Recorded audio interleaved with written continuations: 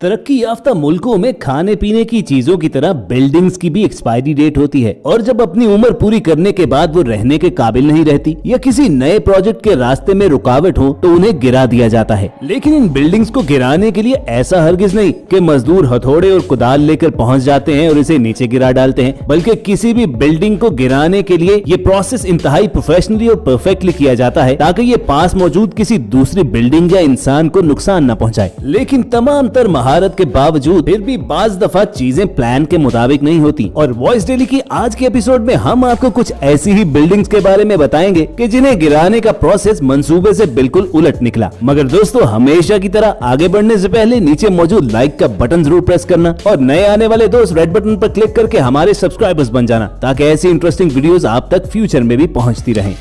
Glasgow America में जब इस रेजिडेंशियल कॉम्प्लेक्स ने अपनी मुद्दत पूरी कर ली तो इसे गिराने के लिए एक रिनाउंड कंपनी को बुलाया गया। उन्होंने इन तमाम टावर्स की बुनियादों में डायनामाइट लगाकर बटन दबा तो दिया, लेकिन पूरी तरह से कामयाब नहीं हुए। इन तमाम टावर्स के गिरने से उठने वाली धूल जब थोड़ी देर के लिए खत्म हुई तो पता चला कि 2 टावर तो बुनियादें खत्म हो जाने के बावजूद अभी भी खड़े हैं।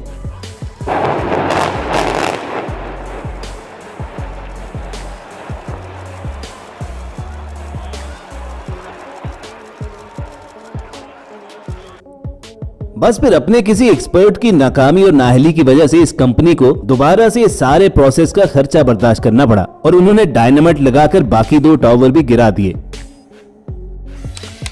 दोस्तों, जब भी किसी बिजी एरिया की बिल्डिंग को गिराना होता है तो पहले उसकी इर्द गिर्द की बिल्डिंग्स में से लोगों को इवैक्यूएट करते हैं और फिर उस सारे एरिया को सील कर दिया जाता है ताकि बिल्डिंग अगर गलत डायरेक्शन में भी गिरे तो कोई बड़ा नुकसान न हो। मगर इंडिया में इस बिल्डिंग को गिराने वाले कुछ ज्यादा ही ओवर कॉन्फिडेंट थे। तभी तो जिस वक्त बिल्डिंग को डायनामाइट लगाकर उड़ाया जा रहा था तो ऐन उस वक्त साथ वाली सड़क पर लोग गाड़ियों में सफर कर रहे थे, बल्कि उनमें से कुछ तो अपनी गाड़ियां रोककर बिल्डिंग के गिरने का मंजर भी देख रहे थे। और तब वही हुआ जिसका सोचा भी ना था। पहले तो बिल्डिंग ने गिरते गिरते अपनी बगल वाली बिल्डिंग को भी साथ गिराया और फिर उसका काफी सारा मलबा और डस्ट सड़क पर मौजूद गाड़ियों में लोगों पर गिरी, जिसकी वजह से गाड़ियों को तो नुकसान पहुंचा ही, बहुत से लोग भी शदीद जख्मी हुए। अब आप खुद ही देखकर बताइए कि असल में इस मामले में कसूरवार कौन था, वो लापरवाह कंपनी या वो लोग जो अपनी जान की परवाह किए बगैर इसे एक तमाशा समझकर गाड़ियां रोककर बिल्डिंग गिरते देख रहे थे।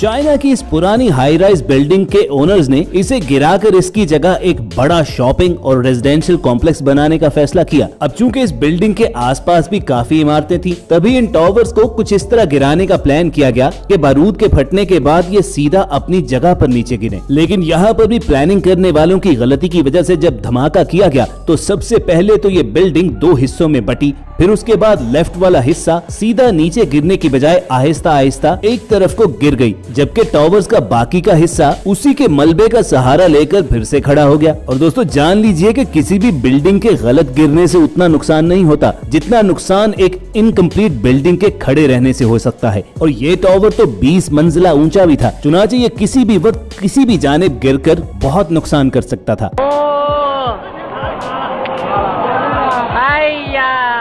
लेकिन डिमोलिशिंग कंपनी ने दोबारा से रिस्क ना लेने का फैसला किया और उन्होंने इस बाकी हिस्से को डायनामाइट से उड़ाने की बजाय बड़ी बड़ी क्रेन्स और बुलडोजर्स के जरिए छोटे छोटे टुकड़ों में काट कर गिराया। दोस्तों, जब भी किसी बिल्डिंग को डायनामाइट के धमाके से गिराना होता है तो उसके लिए एक्सप्लोजन एक्सपर्ट्स बुलाए जाते हैं, जो सबसे पहले ये देखते हैं कि बिल्डिंग का मजबूत तरीन हिस्सा कौन सा है, बिल्डिंग किस हिस्से पर सबसे ज्यादा खड़ी है और कितनी मिकदार में डायनामाइट कहाँ लगाना है। और अगर ये अंदाजा बिल्कुल ठीक रहे तो फिर तो बिल्डिंग बड़े आराम से अपने कदमों पर ही नीचे गिर जाती है। लेकिन अगर अंदाजे में 19-20 का फर्क आ जाए तो फिर करोड़ों का नुकसान भी हो सकता है। डेनमार्क में 170 फुट ऊंचे इस साइलो को गिराया जाना था और इसके कुछ फासले पर व्हाइट रंग में आपको जो बिल्डिंग्स नजर आ रही हैं, वो इस शहर का कल्चरल सेंटर था। एक्सपर्ट्स ने डायनामाइट वगैरह लगाने के बाद इर्द गिर्द का इलाका खाली करवा लिया और फिर उसके बाद धमाका किया गया। पहले तो ये मीनारनुमा साइलो बिल्कुल सीधा नीचे गिरना शुरू हुआ, लेकिन फिर अचानक से ये बिल्डिंग्स की जानिब झुका और उन्हीं पर जा गिरा।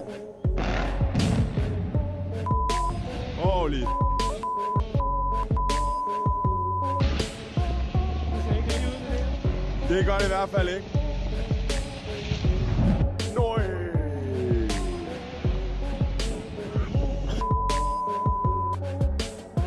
बाद की इन्वेस्टिगेशन से ये मालूम हुआ कि असल में डायनामाइट को सही प्लेस नहीं किया गया था, तभी ये साइलो सिर्फ एक जानिब से टूटा और कल्चरल सेंटर के कुछ हिस्से पर गिरकर काफी नुकसान पहुंचाया। खुशकिस्मती से उस कल्चरल सेंटर को पहले ही खाली करवाया जा चुका था। इस टावरनुमा स्ट्रक्चर को गिराते वक्त भी एक्सपर्ट से यही एक गलती हुई, तभी तो वो सीधा नीचे गिरने की बजाय साइड पर बिजली की ट्रांसमिशन लाइंस पर जा गिरा और वहां खड़े लोग तो सर पर पांव रखकर भागे कि कहीं बिजली का झटका लगने से उनकी जान न चली जाए।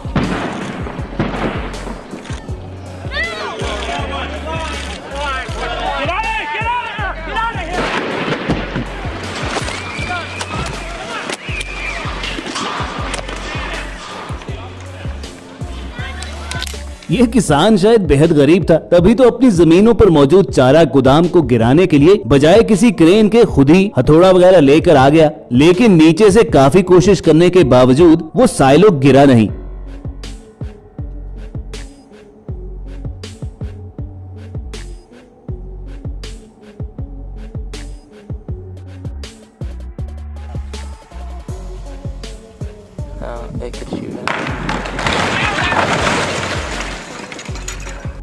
तब फिर उसने जुगाड़ लगाते हुए इस स्ट्रक्चर को ट्रैक्टर से बांधकर गिराने का फैसला किया। उसका जो रिजल्ट निकला वो भी देखिए।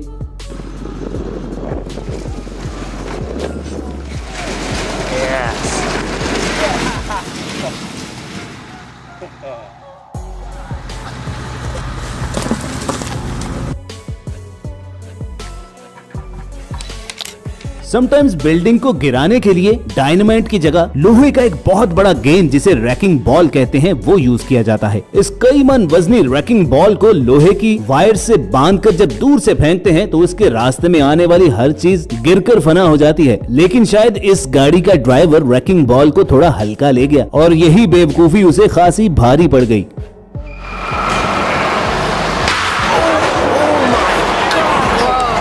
और last but not the least, इस मशीन ऑपरेटर को देखिए कि बिल्डिंग की दीवार को अंदर की जानिब गिराने की बजाय बाहर को पुश कर देता है और पूरी की पूरी दीवार रोड पर जा गिरती है। वो तो खुशकिस्मती से गाड़ियां पहले ही जरा दूर खड़ी थी, वरना भारी जानी नुकसान भी हो सकता था।